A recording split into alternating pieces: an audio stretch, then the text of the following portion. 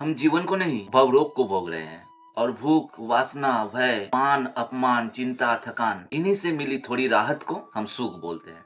भागवत इसे सुख नहीं मानता, भागवत इसे रुग्ण अवस्था कहते हैं। और इसीलिए नैमिषारण्य के ऋषियों की पहला प्रश्न यही था, ऐसा क्या सुना जाए जो मनुष्यों को इस रोगी जीवन से निकाल सके। ऋषियों की प्रथम प्रश्न था, समस्त प्रामाणिक शास्त्रों की सार हमें श्रवण कराए जिसे पतितात्माएं या जन सामान्य सरलता से उसे ग्रहण कर सके। उनके इन्हीं प्रश्नों पर श्री सूत गोस्वामी सुनाते हैं, वेदों में मनुष्यों के लिए दो प्रकार की वृत्तियां बताई गई है, वृत्ति अर्थात क्रियाकर्म और शास्त्र की भाषा में धर्म। ऐसे दो वृत्तियों की एक है प्रवृत्ति मार्ग या इंद्रिय भोग का मार्ग और दूसरा है निवृत्ति मार्ग या त्याग का मार्ग। प्रवृत्ति अर्थात और चाहिए, थोड़ा और चाहिए, फिर शांति मिलेगी, ऐसी मनोभाव। और निवृत्ति अर्थात मुझे वस्तु नहीं बंधन को काटना है। शास्त्र भोग के मार्ग को निकृष्ट कहते हैं, कारण ऐसे भौतिक जीवन में सुख तो है ही नहीं। यहाँ केवल कष्टों से छुटकारा पाने की एक व्यर्थ प्रयास है और कष्टों का क्षणिक नाश ही मिथ्या सुख के रूप में भोगे जाते हैं। आप ही जरा सोचिए, जिस चीज को पाने के बाद भी डर बना रहे, छूटने की भय बना रहे, भीतर का खालीपन ना जाए, क्या उसे सच में सुख कहा जाता है?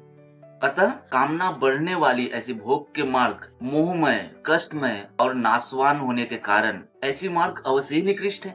हमारे दो तरह के देह होते हैं, सूक्ष्म देह और स्थूल देह।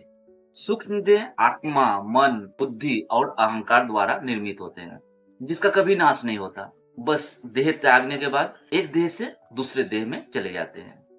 और दूसरा है पंचभूत द्वारा निर्मित हमारा ये बाहरी देह, जिसे हम मिथ्या मैं की ज्ञान करता हूँ। ना चाहने पर भी एक समय पर जिस देह को हमें छोड़ना ही पड़ता है। मृत्यु के बाद भी जीवन रुकती नहीं है, चलती ही जाती है, एक के बाद एक, जब तक मुक्ति नहीं मिल जाती। जरा सोचो, अगर देह बदलती रहे, जन्म बदलते रहे, इच्छाएं बदलती रहे, तो फिर मैं कौन हूँ जो हर बार मैं ही बना रहता हूँ? हमारा वास्तविक जीवन है ब्रह्मभूत अवस्था, अर्थात ब्रह्म से एकाकार, परमात्मा के अंश से निर्मित है हम। भगवान कृष्ण एक चक्र की धुरी जैसा है जो केंद्र बिंदु में रहता है और चक्र में लगी सारी तीलियां भगवान की बनाई अनंत जीव है। भगवान समस्त जीवों में और एक शाश्वत रूप में भी विराजमान होते हैं। कृष्ण परम पूर्ण है और हम सभी उनके अंश प्रत्यंश हैं। इसीलिए हम सभी जीवों का आधार, अस्तित्व, संबंध और आकर्षण कृष्ण से जुड़ा हुआ है। वे केंद्र है, हम परिधि। हम उनसे कटे हुए हैं, इसीलिए अशांत है। केंद्र से हटकर घूमती तीलियां स्थिर नहीं हो सकती। समस्त जीवों का भगवान की उस दिव्य जगत में एक शाश्वत नित्य रूप होते हैं। कृष्ण उन सबों के लिए परम आकर्षक होते हैं। उनमें सेवक तथा सेव्य का भाव होता है, जो दिव्य भाव हमारे इस भौतिक भाव से सर्वथा भिन्न है। इस आध्यात्मिक अवस्था को जागृत करने की दिशा ही है निवृत्ति मार्ग। जीव का भौतिक जीवन एक प्रकार से उस वास्तविक जीवन का एक रुग्ण और विकृत अवस्था है। मनुष्य के दो मार्ग को ही शास्त्र में वृत्ति कहे गए हैं, जिसका अर्थ है धर्म, और धर्म शब्द का मूल अर्थ है वह जो किसी के अस्तित्व को संभाले रखता है। और जीव का अस्तित्व इसी बात पर निर्भर है कि वह अपने कर्मों को भगवान कृष्ण के साथ अपने सनातन अर्थात कभी ना टूटने वाले संबंध से समन्वित करे।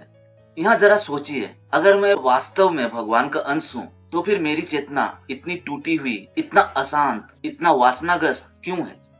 यहीं से शुरू होती है निवृत्ति मार्ग।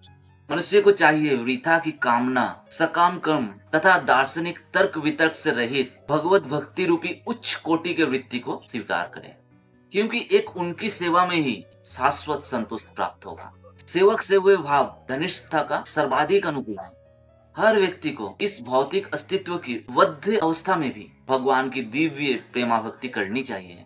इससे मनुष्य को क्रमशः अपने वास्तविक जीवन का संकेत प्राप्त होता रहेगा और जैसे जैसे भक्तिमय सेवा की प्रगति होती रहेगी, पूर्ण तुष्टि का आनंद मिलेगा। हर मनुष्य स्वयं इसको अनुभव कर सकता है।